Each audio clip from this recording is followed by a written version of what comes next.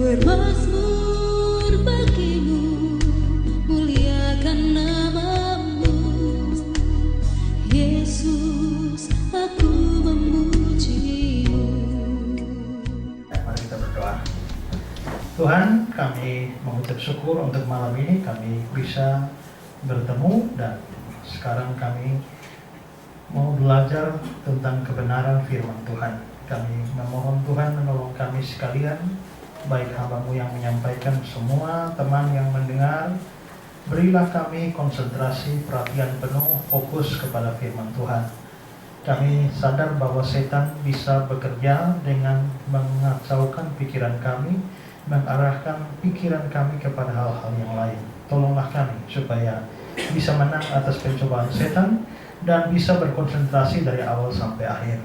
Kami juga berdoa ya Tuhan, semua peralatan yang kami pakai, Tuhan kuduskan semuanya bisa berguna bagi pemberitaan firman Tuhan ini. Jauhkan dari kemacetan, kerusakan, gangguan, dan lain sebagainya ya Tuhan.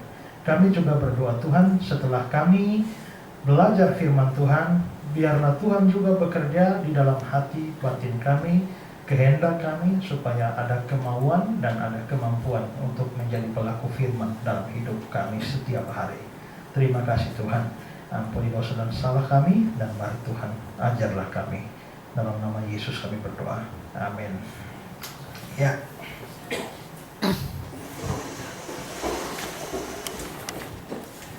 Shalom.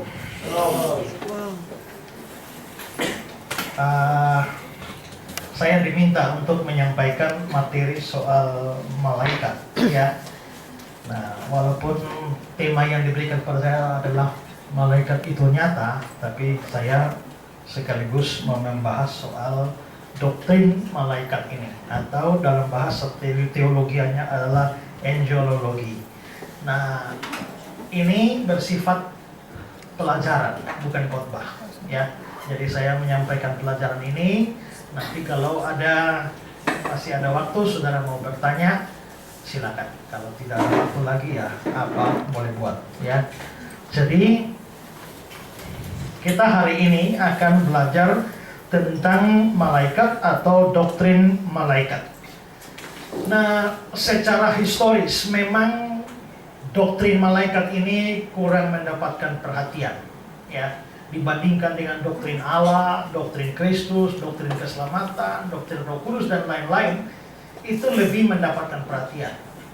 Ya, ada penulis yang membahas doktrin Allah saja dengan huruf yang kecil-kecil di buku itu setebal begini, satu buku tebal begini, dan ada 7 buku. Dan saya tidak bayangkan apa saja yang dibicarakan di sana, ya. Tapi jelas bahwa itu artinya bahwa doktrin-doktrin yang primer seperti doktrin Allah dan sebagainya memang mendapatkan perhatian yang sangat menyolok. Tetapi kalau doktrin malaikat kelihatannya tidak cukup diperhatikan atau tidak mendapatkan perhatian yang besar. Kalaupun ada, itu biasanya pembahasannya tidak terlalu banyak. Dalam buku-buku sistematik teologi itu paling doktrin malaikat hanya disinggung beberapa halaman saja, ya. Nah, secara historis juga banyak teolog tidak memberikan perhatian terhadap doktrin malaikat ini. Mungkin orang yang memberikan perhatian cukup besar terhadap urusan malaikat ini adalah satu orang namanya Thomas Aquinas. Karena itu Thomas Aquinas itu dikenal sebagai angelic doctor atau doktor malaikat, karena dia yang memberikan perhatian terhadap doktrin malaikat ini. Mengapa sampai doktrin malaikat ini kurang mendapatkan perhatian? Nah, salah satu alasannya itu adalah memang di dalam Alkitab malaikat tidak pernah dibahas secara khusus. Kalau malaikat disinggung, itu bukan dalam rangka memberitahu kita seperti apa malaikat itu, ya. Saya coba berikan satu kutipan dari Miller Erickson. Dia bilang begini: sekalipun ada cukup banyak ayat yang membahas tentang malaikat dalam Alkitab, ayat-ayat itu tidak terlalu membantu kita untuk memahami keadaan mereka. Setiap ayat tentang mereka selalu berkaitan dengan pokok yang lain. Tidak pernah malaikat dibahas secara tersendiri. Penyataan Allah tidak pernah dimaksudkan untuk memberitahu kita tentang wujud para malaikat. Ketika malaikat disebut selalu dalam rangka memberikan keterangan selanjutnya kepada kita tentang Allah, apa yang ia lakukan dan bagaimana dia melakukannya. Ya.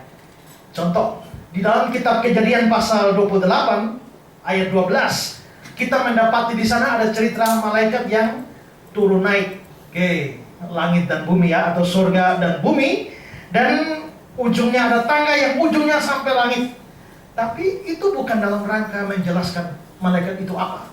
Itu justru dalam tekanan utama dalam kisah itu adalah bagaimana Tuhan memelihara atau melindungi Yakub di dalam perjalanan. Jadi malaikat cuma disinggung saja sedikit. Dalam Keluaran 23 ayat 20 ada cerita tentang malaikat yang melindungi, tapi topiknya adalah janji Allah kepada Israel. Lalu malaikat disinggung.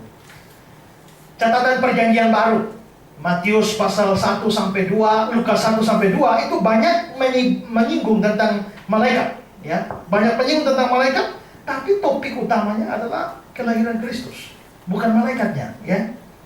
Juga Injil-Injil banyak yang berbicara. Setelah dicobai, Yesus dicobai, ada malaikat melayani dia. Tapi intinya adalah Yesus dicobai, bukan malaikat. Ada malaikat yang menggulingkan batu kuburnya Yesus. Tapi fokusnya, tema utama adalah kebangkitan Yesus, bukan malaikat. Pada kedatangan Yesus yang kedua kali dikatakan bahwa dia akan datang dengan para malaikatnya. Berarti tujuan utama bukan malaikat. Tema utama adalah second coming, kedatangan Kristus yang kedua. Ya, jadi itulah sebabnya memang topik tentang malaikat ini tidak terlalu banyak dibicarakan karena kesulitan-kesulitan seperti itu. Nah, tapi dengan keterbatasan yang ada, saya coba menjelaskan kepada kita soal malaikat. Ya, nah saya akan bahas beberapa hal pada malam ini. Pertama adalah apa itu malaikat. Ya. Nah, malaikat ini kata Yunaninya adalah angelos. Dari angelos itulah menurunkan kata bahasa Inggris angel. Ya, angelos. Sedangkan dari bahasa Ibraninya adalah malak. Dari kata malak itulah turun malaikat. Ya. Jadi malak dalam Ibrani dan angelos di dalam bahasa Yunaninya. Nah, angelos atau malak ini arti dasarnya itu adalah pesuruh atau orang suruhan. Itu adalah malak atau angelos. Coba saya berikan contoh dalam Ayub 1 ayat 14 ya. Datanglah seorang pesuruh kepada Ayub. Nah, kata pesuruh di situ itu bahasa Ibraninya adalah malak. Nah, ini pesuruh ini siapa? Orang atau orang biasa atau bagaimana? Ya? Apakah maksudnya datanglah seorang ini ya? Datanglah seorang malak kepada Ayub dan berkata, sedang lembu sapi membajak keledai betina makan rumput di sebelahnya dan bla bla bla bla. Ini kelihatannya cuma orang suruhan dari Ayub, tapi disebut sebagai malak. Ya, ini orang suruhan.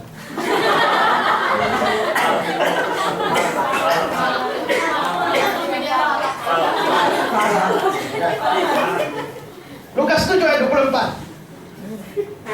Setelah suruhan Yohanes itu pergi, mulailah Yesus berbicara dengan orang banyak tentang Yohanes. Setelah suruhan Yohanes, kata suruhan itu bahasa Yunaninya adalah angelon. Ya, berarti ini dari kata dasarnya angelos itu. Ya, berarti ini orang suruhan. Lukas 9 ayat 52. Dia mengirim beberapa utusan mendahului dia. Nah, utusan itu angelos bahasa Yunaninya. Berarti utusan, orang utusan itu juga bisa disebut sebagai malaikat. Jadi kalau ada acara misalnya di sore, lalu di sini mengutus ya satu orang ke sana, ya kita mengutus misalnya ya mengutus Nona ke sana, maka Nona ini adalah utusan dari pemuda agape. Dia malaikat atau angel, angelos dari orang agape. Nah itu kira-kira begitu. Karena itu maka dari arti dasarnya, malak atau angelos itu juga bisa untuk manusia biasa, ya, untuk manusia biasa. Maka seorang nabi itu bisa, karena dia diutus oleh Tuhan, dia bisa disebut sebagai malaikat. Contoh ya, dalam Perjanjian Lama ada orang atau kitab yang namanya Maleaki. Dari Maleaki itu akarnya sama dengan Malaki. Dari Malaki itu sama, dari sumbernya adalah Malak. Jadi Malak, Malaki, Maleaki. Jadi orang yang namanya Maleaki itu juga malaikat itu, ya, malaikat. Nah, pemimpin gereja, karena mereka diutus oleh Tuhan atau diutus oleh lembaga tertentu, misalnya untuk melayani satu jemaat, mereka bisa disebut sebagai malaikat. Coba Wahyu pasal 2. Tuliskanlah kepada malaikat jemaat di Efesus. Ayat 8. Tuliskanlah kepada malaikat jemaat di Smyrna. Ayat 12. Tuliskanlah kepada malaikat jemaat di Pergamus. Dan 7 jemaat di Wahyu pasal 23. Itu semua malaikat. Nah, jangan diartikan bahwa oh, kalau begitu masing-masing gereja punya malaikat pelindung, ya. Salah. Ya, karena di situ malaikat jemaat itu artinya orang yang diutus untuk melayani di jemaat itu. Ya, maka ada malaikat jemaat agape, itu orang yang diutus untuk melayani di agape. Ada malaikat jemaat koinonia, ada malaikat jemaat hore dan lain sebagainya. Ya, jadi di sini malaikatnya siapa? Ya, ada Pak Pendeta dan Ibu Pendeta, ya, itu malaikat di sini. Ya, saya juga karena saya melayani di jemaat, saya malaikat. Jadi jangan macam-macam.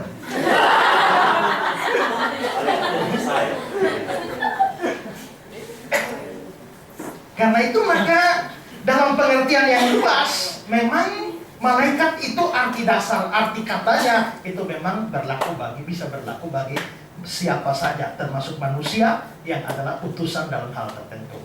Nah, tapi pada waktu kita membicarakan doktrin malaikat, maka yang kita maksudkan di sini bukan malaikat dalam pengertian manusia yang diutus, bukan. Yang kita maksudkan di sini adalah malaikat yang adalah makhluk roh, ya, seperti yang disinggung dalam Matius 24 ayat 36. Tetapi tentang hari dan saatnya tidak seorang pun tahu, malaikat di surga. Lalu Matius 25 ayat 31, apabila anak manusia datang dalam kemuliaannya dan semua malaikat bersama-sama dengan dia. Nah, ini malaikat sudah pengertian lain. Karena di sini malaikat artinya adalah suatu makhluk surgawi. Dan kita justru sekarang dalam doktrin malaikat ini kita mau bahas malaikat yang adalah utusan surgawi atau malaikat makhluk roh ini. Ya, itu yang kita mau bahas. Nah, itu pengertiannya. Nah, sekarang poin kedua yang akan saya sampaikan adalah dari mana, bagaimana, dan kapan malaikat itu ada. Ya, dari mana, bagaimana, kapan malaikat itu ada. Beberapa, kalau kita lihat bahwa dari fakta bahwa Tuhan Allah menciptakan segala sesuatu, tidak ada sesuatu yang ada yang bukan ciptaan dari Allah. Secara sederhana kita bisa mengatakan bahwa malaikat pasti adalah ciptaan Allah. Tapi juga ada ayat-ayat yang memberikan dukungan sebagai dasar. Misalnya Mazmur 148 ayat 2 dan 5. Pujilah dia, hai segala malaikatnya. Pujilah dia, hai segala tentaranya. Ayat 5. Baiklah semuanya memuji nama Tuhan, sebab dia memberi perintah maka semuanya tercipta. Di atas dia bilang hai segala malaikatnya. Lalu di bawah dia bilang semuanya tercipta. Berarti semuanya tercipta itu termasuk dengan segala malaikat yang disinggung di atas. Berarti segala malaikat adalah ciptaan Allah. Kolose 1 ayat 16.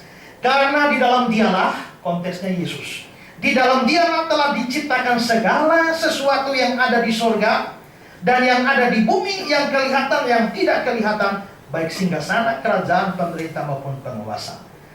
Saya garis bawahi kata-kata yang tidak kelihatan. Diciptakan yang di surga, lalu yang tidak kelihatan. Tuhan mencipta adanya yang kelihatan, ada yang tidak kelihatan. Ya. Yang tidak kelihatan itu siapa? Yaitu malaikat-malaikat itu, karena mereka memang tidak kelihatan. Saya juga sekarang lagi ngajar Islamologi, mengenal agama Islam, ya. Nah, salah satunya adalah mereka selain Islam, selain salah satu yang menjadi dasar kepercayaan Islam, selain malaikat, mereka juga percaya ada jin-jin, ya. Nah, kita tidak percaya ada jin-jin, tapi mereka percaya ada jin-jin yang hanya beda dunia. Mereka makhluk seperti kita, hanya beda dunia. Ya, mereka dunia yang tidak kelihatan, kita dunia yang kelihatan. Nah, tapi orang Kristen tidak percaya jin-jin. Ada jin baik, ada jin jahat. Juga jin juga mendapat tuntutan agama, harus taat kepada Allah dan firman-Nya dan lain sebagainya. Tapi kita tidak percaya yang demikian. Tapi jelas bahwa dunia imaterial itu ada. Ya, dunia roh itu ada. Makhluk-makhluk roh itu ada, dan karenanya maka dalam Dialah, dalam Kristus diciptakan segala sesuatu yang ada di sorga, yang kelihatan, yang tidak kelihatan. Lalu Ibrani 1 ayat 7. Dan tentang malaikat-malaikatnya, dalam malaikat-malaikat Dia berkata, yang membuat malaikat-malaikatnya menjadi badai, yang membuat malaikat-malaikatnya. Berarti jelas bahwa malaikat ini dibuat oleh Tuhan. Malaikat tidak dicipta, tidak muncul dengan sendiri, tapi dia dicipta. Nah, kalau memang malaikat dicipta Tuhan, kapan diciptanya? Kapan Tuhan mencipta malaikat?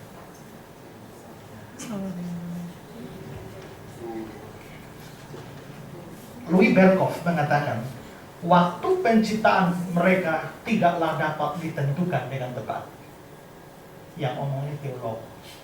Ya, teolog besar setelah meneliti Alkitab, dia bilang tidak ada ya ketepatan waktu yang bisa digambarkan soal penciptaan malaikat ini.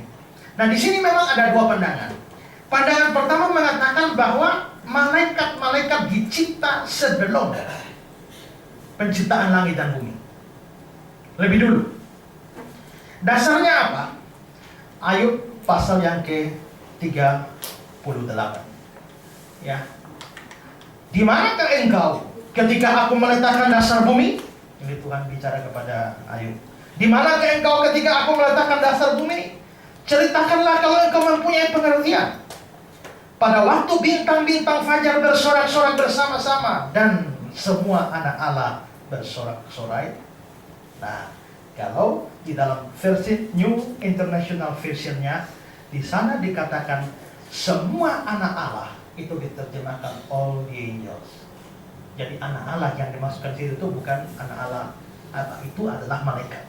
Jadi di sini dikatakan begini, bahwa Tuhan bicara kepada Ayub, di manakah engkau ketika aku meletakkan dasar bumi?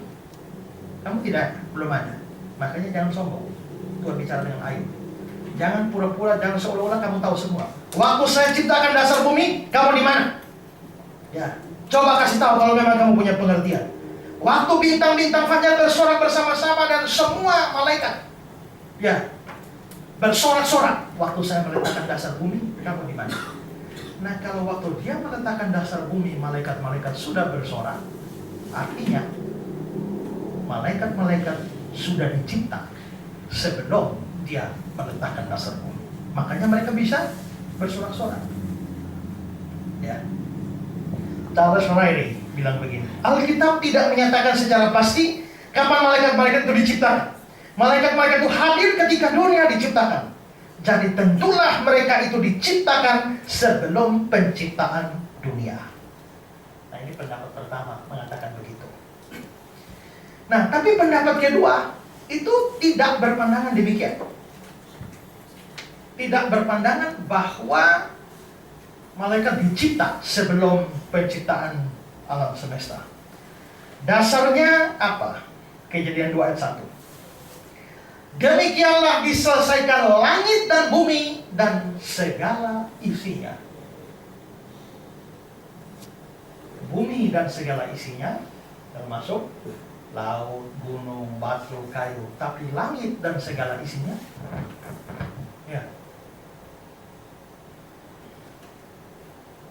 Samayim bukan hanya menunjuk langit biasa, tapi bisa jadi juga mempunyai pengertian surga. Karena itu orang-orang ini mengatakan, kalau begitu diselesaikan langit dan bumi dan segala isinya, ini bisa termasuk malaikat di dalam kalimat langit dan segala isinya. Nehemia 9 ayat 6. Hanya Engkaulah Tuhan, Engkau telah menjadikan langit, ya langit segala langit dengan segala bala tentaranya, dan bumi dengan segala yang ada di atasnya. Jadi dia mengatakan ini penciptaan langit dan bumi, itu menciptakan bumi dengan segala yang ada di atasnya, langit dan segala langit dengan segala isinya. Nah, karena itu maka mereka tidak percaya bahwa malaikat dicipta sebelum penciptaan langit dan bumi. Nah, lalu kalau begitu menurut mereka, kapan diciptanya? Saya kutip lagi Wiberkov. Sejauh yang kita ketahui tidak ada karya kreatif, karya penciptaan yang mendahului penciptaan langit dan bumi. Jadi di dalam Alkitab tidak dibicarakan ada penciptaan sebelum Tuhan cipta langit dan bumi, kata Wiberkov. Ya. Ayat dari kitab Ayub 38 ayat 7 sesungguhnya mengajarkan dalam suatu bentuk puitis bahwa mereka hadir dalam waktu pendirian dunia sebagaimana bintang-bintang, tapi bukan bahwa mereka ada sebelum penciptaan pertama dari langit dan bumi. Pendapat bahwa penciptaan langit dan bumi diselesaikan pada hari pertama dan bahwa penciptaan malaikat hanya satu bagian dari karya hari itu juga merupakan asumsi tak terbukti. Walaupun kenyataan bahwa pernyataan dalam Kejadian 1 ayat 2 hanya menunjuk kepada dunia tampaknya lebih sesuai. Kemungkinan besar penciptaan langit tidaklah diselesaikan dalam satu waktu tunggal lebih dari penciptaan dunia. Satu-satunya pernyataan yang aman nampaknya adalah bahwa mereka diciptakan sebelum hari ke-7. Pendapat ini paling tidak sesuai dengan ayat-ayat Kejadian 2 ayat 1, 20 ayat 11, ayat 38 ayat 7, Nehemia 9 ayat 6. Jadi di sini dibilang paling mungkin adalah malaikat itu diciptakan juga dalam hari-hari penciptaan, tapi sebelum hari ke-7. Manusia hari ke-6. Malaikatnya pokoknya sebelum hari ke-7. Menurut saudara yang mana yang lebih bisa diterima? Sebelum dunia dicipta atau bersamaan dengan dunia dicipta tapi dalam hari-hari penciptaan? Ya.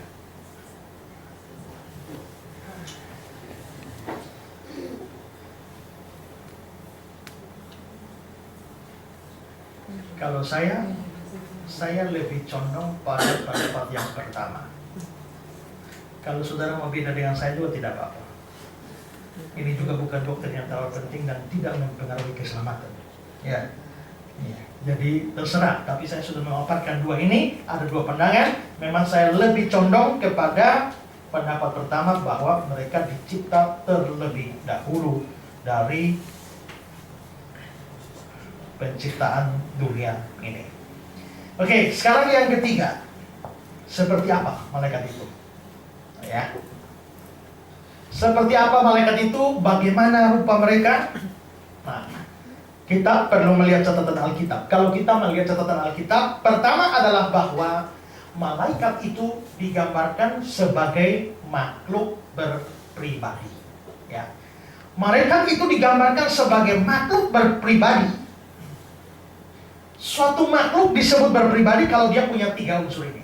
Ya. Pertama, dia mempunyai pikiran. Kalau punya pikiran itu makhluk berpribadi. Nah, dan ayat-ayat ini menunjukkan bahwa malaikat memang mempunyai pikiran.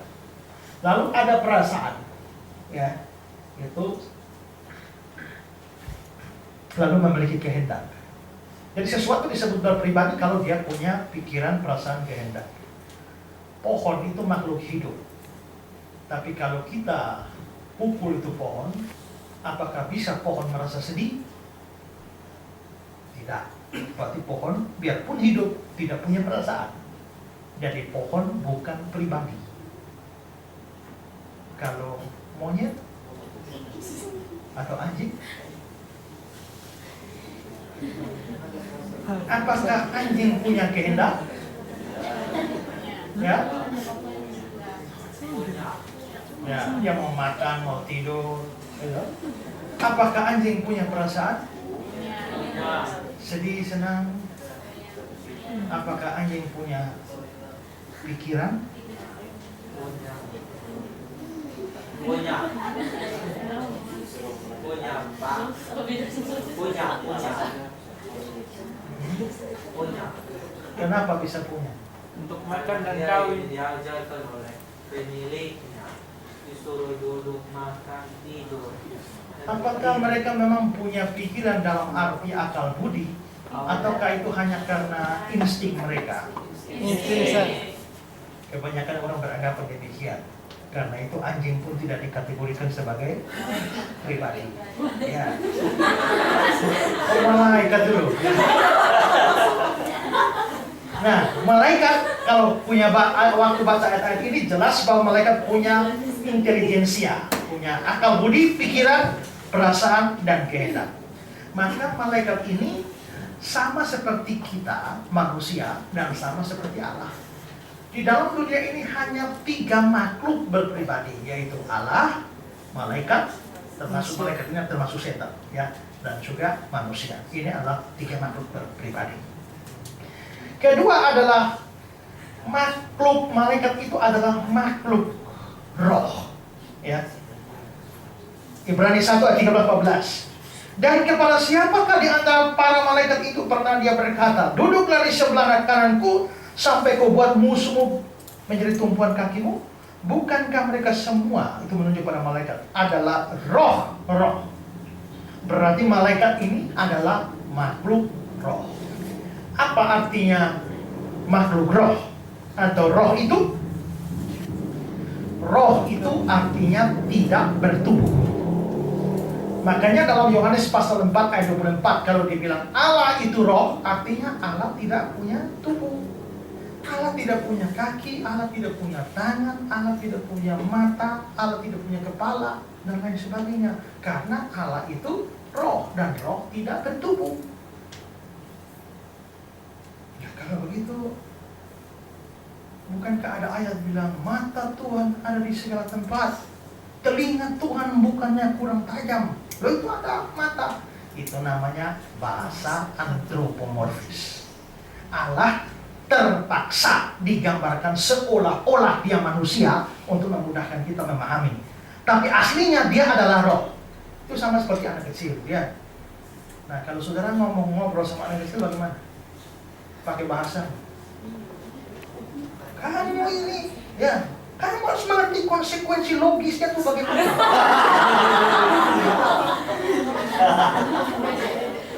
Tapi kalau kita mau, kamu kan bersikap seolah-olah kamu baik untuk bisa menyetarakan supaya dia memahami bahasamu. Nah, begitu juga kalau kita harus memahami Allah menggunakan bahasa Allah, mustahil. Karena itu maka kita dapati dalam Alkitab ada banyak bahasa antropomorfis. Allah bukan manusia sehingga dia tahu menyesal. Tapi kadang-kadang kita baca di Alkitab lalu menyesal Allah. Itu bahasa antropomorfis. Allah itu roh. Tapi bahasa antropomorfis digambarkan dia punya kaki, tangan, dan sebagainya.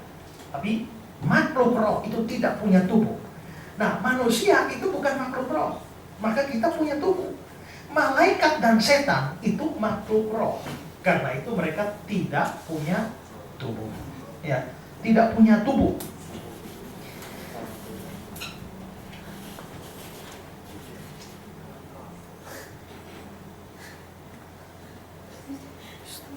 Makhluk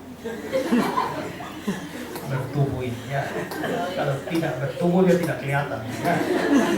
Nah, karena malaikat itu makhluk roh, tidak bertubuh, termasuk setan. Maka sekarang kalau kita lihat manusia, kita bisa tahu, ini laki, ini perempuan, ini belok. Kita bisa tahu, ya kan? Karena bertubuh, ya kan? Karena bertubuh, ada laki, ada perempuan. Tapi kalau misalnya tidak bertubuh, tahu dari mana itu laki atau perempuan? Karena itu malaikat tidak berjenis kelamin. Ya, malaikat karena itu malaikat itu bukan laki-laki juga bukan perempuan. Karena malaikat itu adalah makhluk roh. Ya. Yang ketiga adalah bahwa malaikat bisa menampakkan diri. Biarpun dia makhluk roh yang mestinya tidak bisa dilihat, tapi para malaikat ini bisa menampakkan diri seperti dalam kisah-kisah Natal. Dia menampakkan diri kepada Zakaria, Maria, Yusuf, para gembala, dan sebagainya. Bahkan dalam penampakan diri malaikat itu, mereka bisa betul-betul menampakkan diri dalam rupa manusia. Ya, kalau di dalam kisah-kisah Natal kan dia menampakkan diri dalam rupa malaikat. Jadi Maria tahu ini lagi berhadapan dengan malaikat. Tapi dalam penampakan juga yang lain, mereka bisa menampakkan diri sedemikian rupa sehingga mereka kelihatan betul seperti manusia dan orang tidak tahu bahwa itu malaikat. Ya. Contoh yang terjadi pada Abraham dan juga Lot, ya. Kejadian 19 ayat 1-3. Kedua malaikat itu tiba di Sodom pada waktu petang. Lot sedang duduk di pintu gerbang Sodom, dan ketika melihat mereka, namunlah ia menyongsong mereka, lalu sujud dengan mukanya sampai ke tanah, serta berkata, Tuhan, Tuhan, silakan singgah di rumah hamba-Mu ini. Bermalamlah di sini dan basuhlah kakimu, maka besok pagi Tuhan boleh melanjutkan perjalanan. Jawab mereka, tidak, kami akan bermalam di tanah lapang. Tapi karena ia sangat mendesak mereka, singgahlah mereka dan masuk ke dalam rumahnya. Kemudian ia menyediakan hidangan bagi mereka, ia membakar roti yang tidak beragi, lalu mereka makan. Kalau ini betul-betul makhluk roh dalam pengertian malaikat sungguh-sungguh menampakkan diri, sungguh-sungguh itu tidak bisa makan. Ya, tapi mereka bisa dijamu oleh Lot, makan, minum. Ini berarti mereka betul-betul menampakkan diri seperti orang.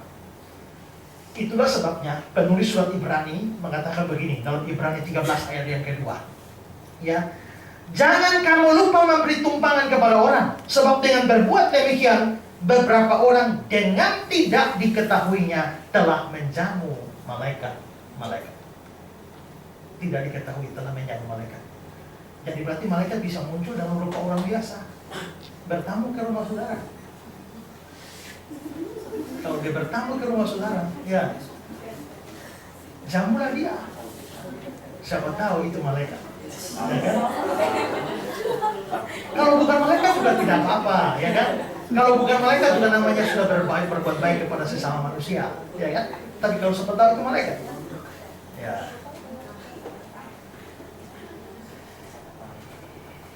Jadi malaikat ini makhluk roh, tapi bisa menampakkan diri. Kadang-kadang menampakkan diri sampai ciri kemalaikatannya itu juga tidak nampak. Ya. Tapi mayoritas penampakannya itu betul-betul menampakkan diri sebagai seorang malaikat. Dan ada beberapa catatan di sini kalau malaikat menampakkan diri. Pertama adalah mereka selalu menampakkan diri dalam rupa laki-laki, bukan perempuan. Mereka bukan aslinya, karena ini makhluk roh, bukan laki, bukan perempuan. Tapi setiap kali menampakkan diri, mereka selalu memakai bentuk orang laki-laki, bukan perempuan. Contoh, Lukas 1 ayat 19, ya. Jawab malaikat itu kepadanya, akulah Gabriel. Gabriel ini nama laki-laki. Gabriel. G, kalau dalam bahasa Arabnya G itu menjadi C.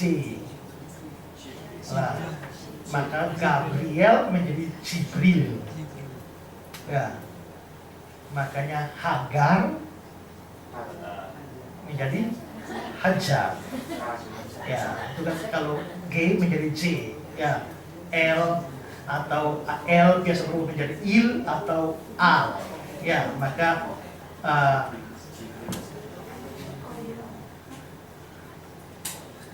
Allah, Eloah menjadi ilah atau Allah, itu berubah begitu. Nah, di dalam bahasa Ibrani misalnya ya, neraka itu Gehenna. Dalam bahasa Ibrani-nya Gehenna. Dari Gehenna kalau ke Arab Gehenna berubah menjadi Jahannam, tahu-tahu muncul M menjadi Jahanam. Ya, maka Jahanam itu artinya neraka. Maka mereka sering menumpuk itu masuk ke dalam neraka Jahanam. Makanya kalau kita beri lagi Jahanam kau, artinya orang neraka kau. Nah, begitu. Ya, itu namanya korespondensi fonetik karena bahasa. Ya, hak. Kalau bahasa Ibrani hak, maka di Arab jadi hats. Ya, hats, hak, hargai, hadzai menjadi haji. Ya, maka mereka naik haji itu sumbernya dari Ibrani hak, karena mereka kan naik haji ke Mekah.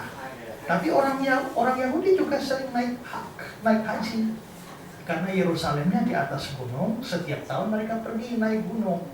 Nah, waktu naik gunung untuk naik hajinya orang Israel itu mereka selalu mempunyai lagu naik itu nyanyi. Nah, itu namanya dalam bahasa Ibrani namanya Sir Hama'alot, nyanyian kenaikan. Karena waktu nyanyi kan naik. Itu naik hajinya orang Israel, sambil naik itu nyanyi. Maka disebut Sir Hama'alot. Tapi dalam Alkitab Inggris maupun Indonesia, dalam Indonesia lalu diubah menjadi nyanyian siarah. Maka saudara baca di Alkitab ya, masuk itu nyanyian siarah. Nyanyian siarah itu apa? Literalnya adalah nyanyian kenaikan. Kenapa? Karena waktu naik ke Yerusalem itu mereka nyanyi lagu-lagu itu. Ya, jadi itu sebenarnya orang Islam juga banyak tiru dari Israel juga. Ya. Jadi Gabriel atau Jibril dalam bahasa Arab itu nama untuk seorang laki-laki. Malaikat tidak punya garis kelamin, tapi pada waktu dia menampakkan diri dalam rupa laki-laki. Kejadian 19 ayat 1 dan 2. Kedua malaikat itu, ini tadi ayat yang sudah kita baca, nampakkan diri pada Lot. Tapi ayat 2, di dalam ayat 2 dikatakan serta berkata Tuhan, tidak bilang nyonya-nyonya. Nah, kalau malaikat menampakkan diri dalam rupa perempuan, Lot bilang silakan masuk nyonya-nyonya, ya, atau nona-nona, ya. Tapi ternyata dia bilang Tuhan, berarti mereka menampakkan diri dalam rupa laki-laki. Daniel 8:15-16. Sedang aku, Daniel, melihat penglihatan itu dan berusaha memahaminya, maka tampaklah seorang berdiri depanku, rupanya seperti seorang laki-laki. Dan aku mendengar dari tengah sungai pula itu suara manusia berkata, Gabriel. Ya, rupanya seorang laki-laki lalu diberi nama Gabriel. Ya, jadi jelas lagi ini laki-laki. Jadi kesimpulannya apa? Biarpun malaikat tidak berjenis kelamin, tapi setiap kali menampakkan diri selalu menampakkan diri dalam rupa laki-laki dan tidak pernah dalam rupa perempuan. Karena itu kalau mau gambar malaikat harus gambar dalam rupa laki-laki, jangan perempuan. Tapi sekarang mayoritas kita, ya malaikat kita adalah keren ya, ya. Terus lagi.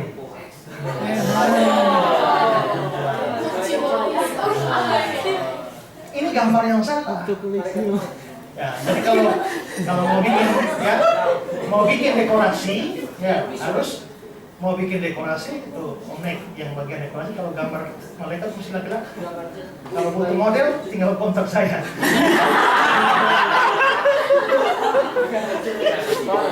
Hanya kelihatannya malaikat menampakkan diri dalam rupa laki-laki, tapi tidak pernah menampakkan diri dalam rupa laki-laki yang tambun.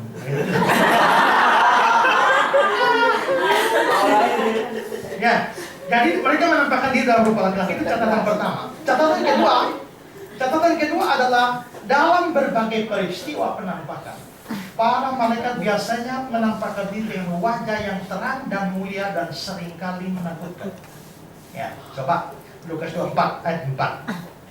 Sementara mereka berdiri termangu-mangu karena hal itu, tiba-tiba ada dua orang berdiri dekat mereka memakai pakaian yang berkilau-kilauan. Ini malaikat, pakaiannya luar biasa.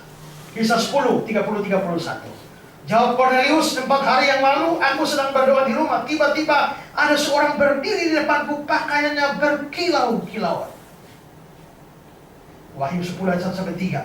Dan aku melihat seorang malaikat lain yang kuat turun dari surga, berselubungkan awan dan pelangi ada di atas kepalanya, dan mukanya sama seperti matahari dan kakinya bagaikan tiang api. Dalam tangannya ia memegang sebuah gulungan kitab kecil yang terbuka. Ia menginjakkan kaki kanannya di atas laut dan kaki kirinya di atas bumi. Dan ia berseru dengan suara nyaring sama seperti singa yang mengaum. Dan sesudah dia berseru, ketujuh guru memperdengarkan suaranya. Jadi sekali ya. Nah, heboh sekali. Lukas 1:11-12. Maka tampaklah kepada Zakaria seorang malaikat Tuhan berdiri di depan kanan mezbah pembakaran ukupan. Melihat hal itu, ia terkejut dan menjadi takut. Reaksi orang-orang begitu lihat malaikat, terkejut, takut. Lukas 2:9-10. Tiba-tiba berdirilah seorang malaikat Tuhan di dekat mereka, dan mereka sangat ketakutan. Lalu malaikat itu berkata, jangan takut. Jangan takut, berarti mereka takut. Jadi orang lihat malaikat, takut. Hakim-Hakim 13 ayat 6. Kemudian perempuan itu datang pada suaminya dan berkata, telah datang kepadaku seorang abdi Allah. Maksudnya abdi Allah ini malaikat ya, yang rupanya seperti malaikat Allah, amat menakutkan. Amat menakutkan. Daniel 8:16-17. Aku mendengar dari tengah sungai Ulai itu suara manusia yang berseru, Gabriel, buatlah orang ini memahami penglihatan itu. Lalu datanglah ia ke tempat aku berdiri, dan ketika ia datang, terkejutlah aku dan jatuh tertelungkup. Nabi seperti Daniel saja ketemu malaikat, terkejut, ya, jatuh. Masih dari Daniel 10 ayat 56-89. Kuangkat mukaku lalu kulihat tampak seorang berpakaian kain lenan dan berikat pinggang emas dari Ufas. Tubuhnya seperti permata Tarsis, wajahnya seperti cahaya kilat, matanya seperti sulu yang menyala-nyala, lengan dan kakinya seperti kilau tembaga yang digilap, dan suara ucapannya seperti gaduh orang banyak. Demikianlah aku tinggal seorang diri. Ketika aku melihat penglihatan yang besar itu, hilanglah kekuatanku. Aku menjadi pucat sama sekali, dan tidak ada lagi kekuatan padaku. Lalu ku dengar suara ucapannya. Ketika aku mendengar suara ucapan, jatuh pingsanlah aku tertelungkup dengan muka ke tanah. Ini kayaknya sakit, nyerinya. Kamu sudah begini saya tanya, mau ketemu malaikat tak? Ya? Kalau lihat yang begini rasanya menakutkan, mengerikan, mending tidak usah lah. Tapi ada orang suka nyanyi ya, kirim aku malaikatmu. Itu kalau Tuhan kirim lu susah. Ya. Kenapa? Malaikat tak bersayap. Sekarang kita masuk ke poin berikut. Biasanya mereka menampakkan diri dengan bersayap.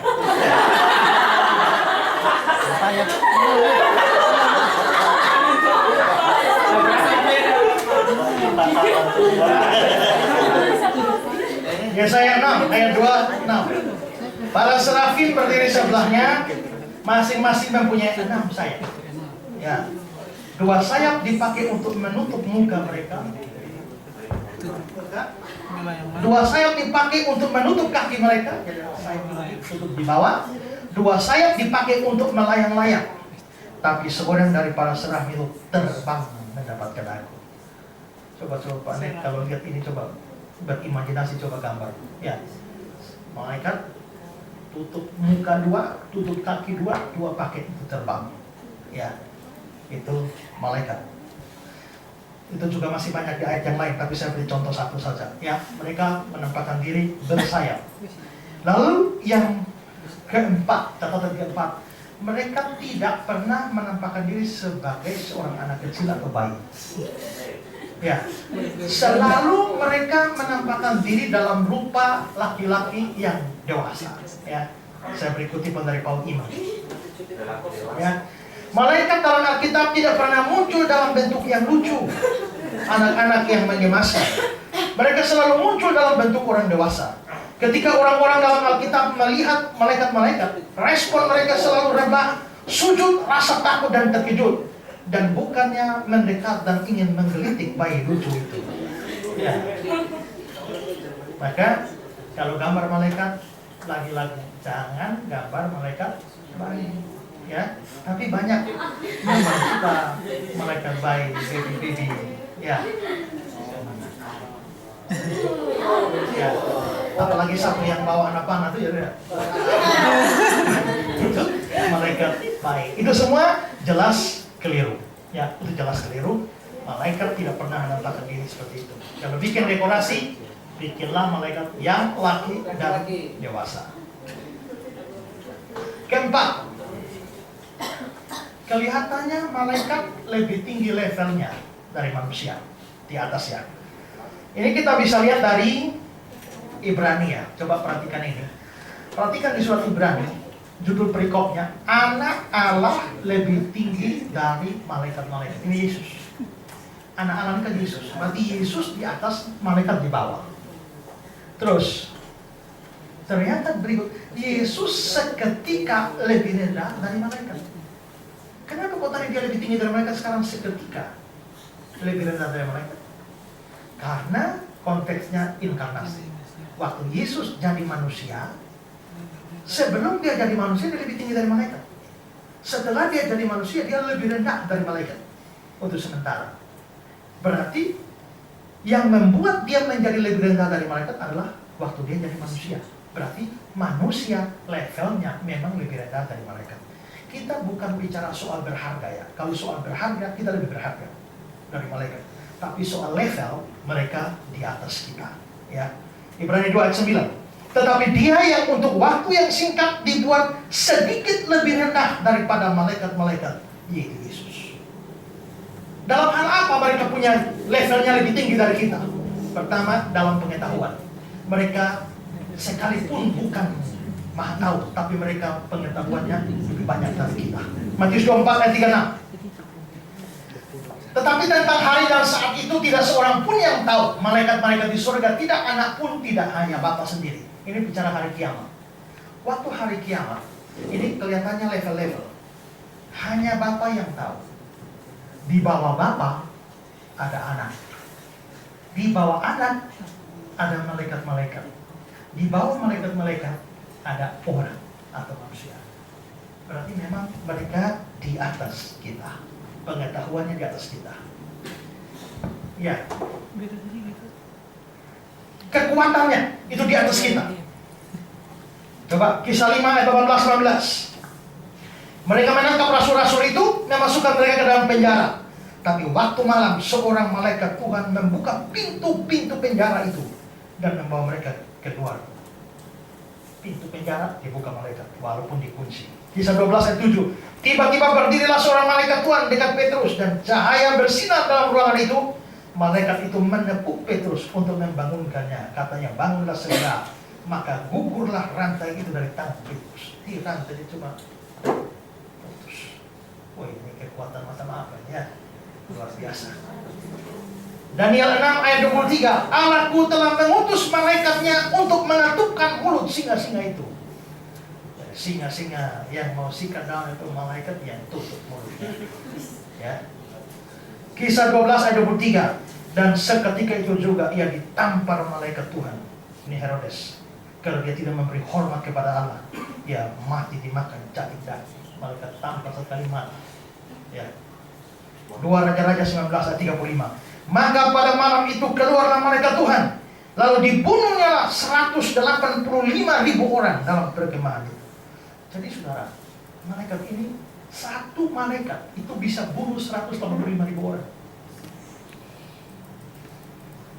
Makanya menarik saudara, kalau Tuhan Yesus waktu Petrus angkat pedang, potong telinga hamba imam besar. Tuhan Yesus bilang apa? Petrus, sarungkan pedang.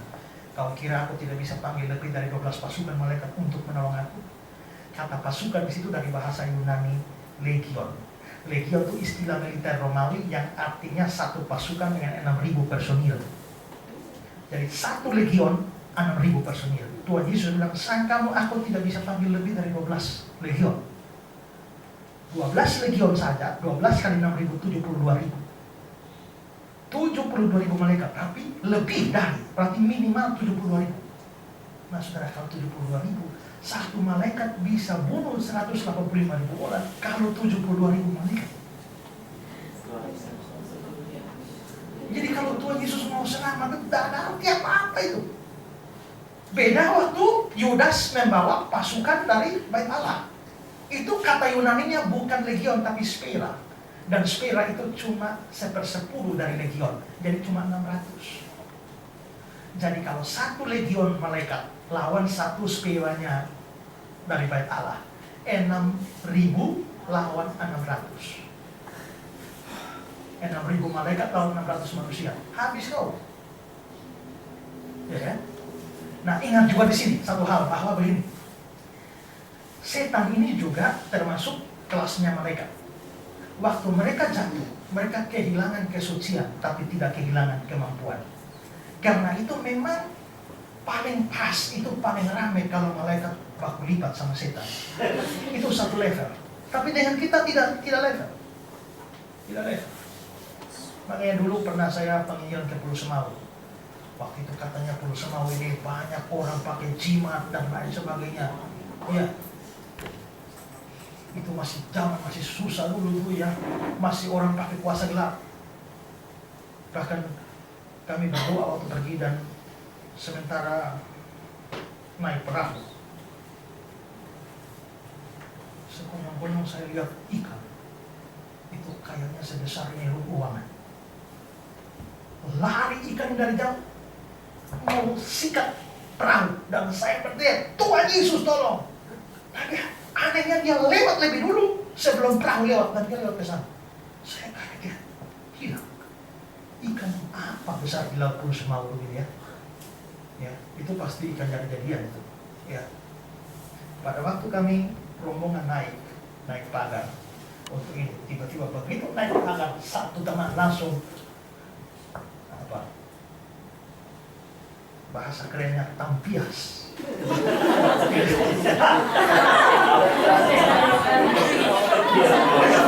Tampias sampai ini bengkak besar sekali. Kami pikir sudah mati. Ya, tapi akhirnya berdoa sampai ini. Lalu setelah itu memang ada satu teman yang memang dipakai Tuhan dengan karunia khusus untuk dia bilang, memang karena di pintu pagar itulah jimat-jimat penuh di situ. Dia berdoa, mari kita pergi bongkar. Dan memang akhirnya kita bongkar. Ya, di pintu pagar itu dia bilang, Pak Isra, buka batu itu. Dan ambil. Saya buka, kosong. Dia bilang, tidak, itu sudah lompat ke batu sebelah. Saya buka sebelah, dia bilang, sudah kembali ke sebelah. Setan nih, macam-macam juga. Akhirnya teman saya bilang, minggir. Dalam nama Yesus, tarik keluar. Itu memang beberapa jarum ditambah dengan korek api dan lain sebagainya. Itu banyak. Dan memang malam itu saya berkhotbah KKR. Saya berkhotbah KKR, tapi aneh memang dalam KKR itu, ruangan gereja itu sedikit orang dalam gereja, tapi banyak orang justru datang dan bahasa kerennya melalui. Ya kan? Itu semuanya lihat dari luar. Dan ruangan itu memang seperti bau mayat hari itu. Ya, bau mayat hari itu. Sementara saya kebaktian KKR ini, nah karena sorenya sudah mencabut itu jimat-jimat, saya menyimpannya di saku jas saya. Sementara saya khotbah, saya tarik keluar ini jimat dan saya bilang, ini bukti bahwa segala kuasa gelap ditaklukkan oleh kuasa Tuhan. Sekarang saya tantang juga malam ini, semua dukun di kampung ini keluar. Nah, pada waktu saya tantang begitulah, ruangan itu bau mayat. Dan seketika rombongan pemusik kabur semua. Itu termasuk Kak Edwin. Itu coba tanya. Lari mereka semua karena mereka merasa bahwa ada orang yang mengorek mereka dari belakang, tapi tidak rasa apa. Ini ruangan bau mayat semua, baru ada yang korek.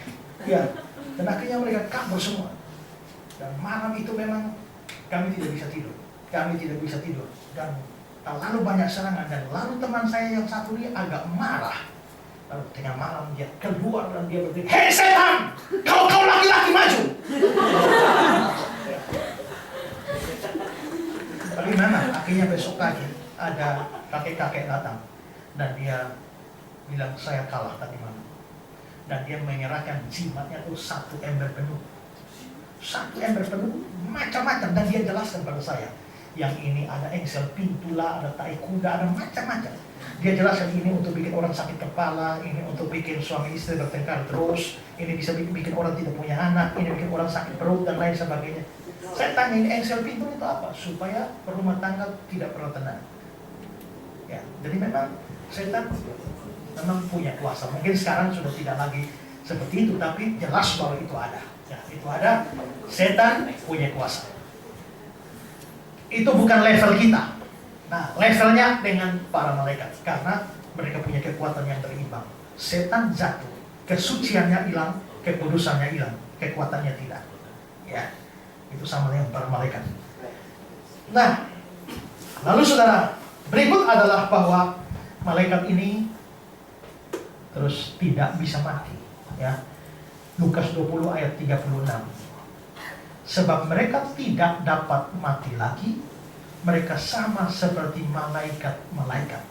Jadi orang-orang percaya sudah di surga tidak bisa mati lagi seperti malaikat. Berarti memang malaikat-malaikat tidak bisa mati.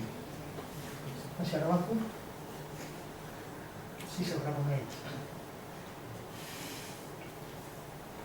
Ya, berapa menit? Ya, habis waktu. Habis. Ya, habis atau mau dibuat? Coba saya tambah 1 poinnya. Jumlah malaikat. Malaikat ada berapa banyak? Daniel 7 ayat 10. Satu sungai api timbul dan mengalir dari hadapannya 1000 kali, beribu-ribu melihat dia, dan selaksa kali berlaksa-laksa berdiri di hadapannya. Ini bicara malaikat. Ada berapa banyak? Kembali dulu. 1000 kali beribu-ribu, berarti ada ribuan malaikat. Dan selaksa kali berlaksa-laksa. 1 laksa itu 10.000. Berarti malaikat ada puluhan ribu. Matius 26 ayat 53. Ini yang saya bilang tadi, lebih dari 12 pasukan. Kata pasukan ini legion 6.000. Berarti ada sekitar 72.000. Ibrani 12 ayat 22. Ya. Kepada beribu-ribu malaikat. Wahyu 5 ayat 11. Berlaksa-laksa dan beribu-ribu laksa. 1 laksa 10.000. Berlaksa-laksa puluhan ribu. Beribu-ribu laksa berarti 10.000 kali beribu-ribu. Ya kan? Berapa banyak? Nah, kita tidak tahu berapa banyak. Bisa jumlah yang tak terbatas, jutaan atau miliaran. Jumlah ini ya tidak berkurang. Itu kalau hitung malaikat, karena setan bagian dari malaikat. Jadi kalau dihitung semua, jumlah mereka tidak berkurang. Kenapa tidak berkurang? Karena tidak bisa mati. Juga tidak bisa tambah malaikatnya. Kenapa? Matius 22 ayat 30. Ya. Pada waktu kebangkitan mereka tidak kawin dan tidak dikawinkan, mereka hidup seperti malaikat di surga. Berarti malaikat tidak kawin. Nah, karena tidak mati maka tidak kurang-kurang. Karena tidak kawin maka tidak tambah-tambah. Jadi karena malaikat tidak kawin maka tidak ada anak malaikat. Ya, tidak ada bayi malaikat. Kadang-kadang ada gambar-gambar seperti ini, malaikat gendong bayi dan sebagainya. Juga ingat bahwa anak bayi yang mati tidak jadi malaikat. Nah, itu muncul dalam pandangan jemaat kita. Saya pernah hadir orang anaknya mati, waktu mau kubur, aduh, mama percaya menjadi malaikat di surga. Ya, tapi ajaran dari mana itu? Jumlah malaikat tetap tidak tambah-tambah. Jenis-jenis malaikat. Langsung loncat saja. Ada beberapa jenis malaikat. Pertama, ada yang namanya kerub atau kerubim. Ini adalah malaikat, coba lihat Kejadian 3 ayat 24, beberapa kerub. Mazmur 80 ayat 2, ada para kerub. Yeskiel 37 ayat 16, kerubim. Ini malaikat. Apa itu kerub atau kerubim? Ini malaikat penjaga kesucian Allah. Ini malaikat khusus jaga kesucian Allah. Malaikat jenis kedua itu adalah namanya serafim. Ini yang tadi dalam Yesaya 6 ya. Ada para serafim ayat 6-nya, juga para serafim. Kalau tadi itu kerub itu adalah penjaga kesucian Allah. Kalau para serafim ini tugasnya para serafim ini adalah mereka adalah malaikat yang melayani di takhta Allah. Jadi puji-pujian, penyembahan, dan siap sedia untuk melakukan perintah Allah. Ya, ada Gabriel, ya, lalu juga ada malaikat, ada Gabriel, ada Mikael sebagai penghulu malaikat. Nah, malaikat ini kerjanya apa saja? Saya kasih beberapa secara cepat. Dalam hubungan dengan zaman baru, mereka terlibat dalam memberikan hukum Taurat. Mereka aktif saat kedatangan Kristus yang pertama. Mereka aktif selama permulaan gereja, terlibat dalam peristiwa eskatologis. Itu akhir zaman. Dalam hubungan dengan orang fasik, mereka memberitahukan hukuman yang akan datang. Mereka berikan hukuman. Mereka memisahkan orang fasik dari orang benar. Dalam hubungan dengan Kristus, mereka aktif waktu Yesus lahir sampai kedatangan kedua. Dalam hubungan dengan gereja, mereka menolong orang percaya. Mereka menyampaikan atau mengungkapkan arti kebenaran bagi gereja.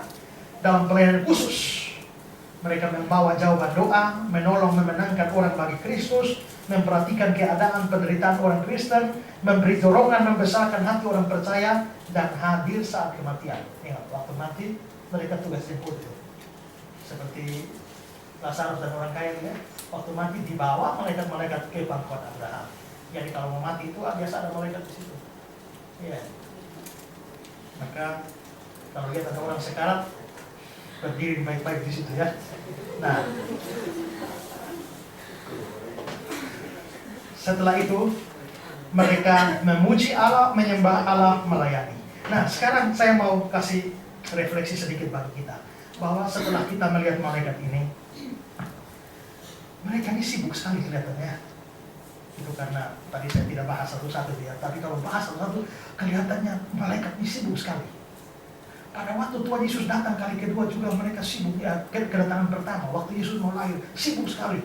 Satu harus kasih tahu para gembala, satu harus kasih tahu Maria, satu harus ketemu Yusuf, dan macam-macam. Ada yang Zakaria, macam-macam. Ada yang bertemu Yesus. Nah, mereka sibuk sekali. Tapi sebenarnya sibuknya mereka itu untuk mempersiapkan Tuhannya Yesus Kristus datang. Yesus Kristus datang untuk siapa? Untuk kita. Mereka mempersiapkan melayani Kristus. Kristus datang untuk kita. Kalau begitu, biarpun mereka hebat, kita lebih berharga. Ya, Ibrani 1 ayat 14. Bukankah mereka semua adalah roh-roh yang melayani, yang diutus melayani mereka yang harus memperoleh keselamatan? Yang harus memperoleh keselamatan siapa? Kita. Mereka diutus untuk melayani kita. Berarti biarpun mereka level lebih tinggi, tapi di mata Tuhan Allah kita jauh lebih berharga dari malaikat. Ya, kita jauh lebih berharga dari malaikat. Karena itu ya, jangan bilang, coba bintang malaikat sah, ya kan? Nah, tapi sebaiknya justru kita bersyukur bahwa kita manusia jatuh ditebus, tapi malaikat yang jatuh yaitu setan-setan tidak pernah ditebus.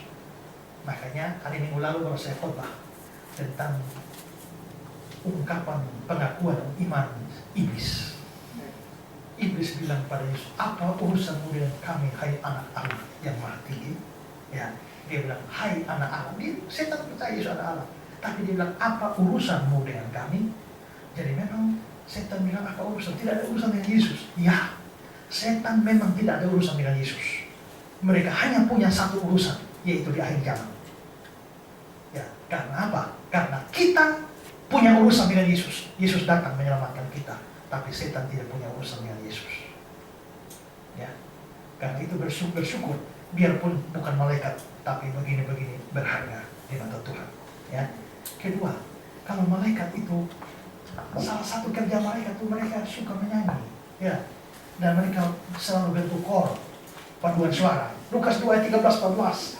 Tiba-tiba tampaklah bersama malaikat itu sejumlah besar bala tentara surga memuji Allah, kemuliaan bagi Allah di tempat mati. Mereka cuma melayani, tidak diselamatkan, tapi mereka mau memuji Allah. Ya, masakan kita yang adalah tujuan sasaran keselamatan, kok pemalas memuji Tuhan? Maka belajar dari para malaikat, kita harus mau memuji Tuhan, rajin memuji Tuhan, semangat memuji Tuhan. Ya, bukan berarti kita tidak boleh menyanyi lagu-lagu sekuler, ya. Bolehlah menyanyi lagu sekuler, boleh. Tapi kecintaan paling besar harus lagu rohani. Saya di rumah ada tetangga dari mana itu, tiap hari saja hanya bunyi lagu terus. Ya, dia pasang tua, lagu kelihatan. Bangun pagi jam 5, ade nona baju bola. Nah, macam-macam semua. Saya tidak tahu berapa itu ya. Nah, tapi saya pikir-pikir, coba kalau dia putar lagu rohani, mungkin satu kampung dengan lagu rohani, luar biasa ya. Nah, karena itu maka marilah belajar dari semua ini, kita harus lebih memuji Tuhan daripada malaikat-malaikat. Tuhan memberkati kita. Amin. Nah, ada waktu lagi ya, kita terus tanya jawab ya. Kita berdoa. Tuhan, terima kasih untuk waktu dan kesempatan kami sudah belajar seputar malaikat. Dan setelah kami belajar semua ini, kami melihat bahwa malaikat memang levelnya lebih tinggi dari kami. Tapi kami bersyukur bahwa kami lebih berharga dari malaikat-malaikat.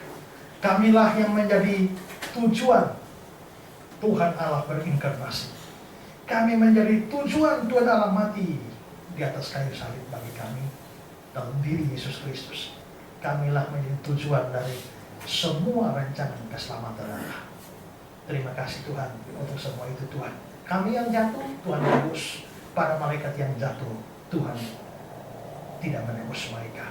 Betapa berharganya kami, ajar kami supaya kalau malaikat-malaikat yang hanya melayani bukan sasaran kasih Allah, mereka mau memuji Allah, melayani Allah. Biarlah kami juga yang lebih berharga dari para malaikat mau memuji dan menyembah Allah, melayani Allah dengan seluruh apa yang ada pada kami. Dalam nama Yesus kami berdoa. Amin.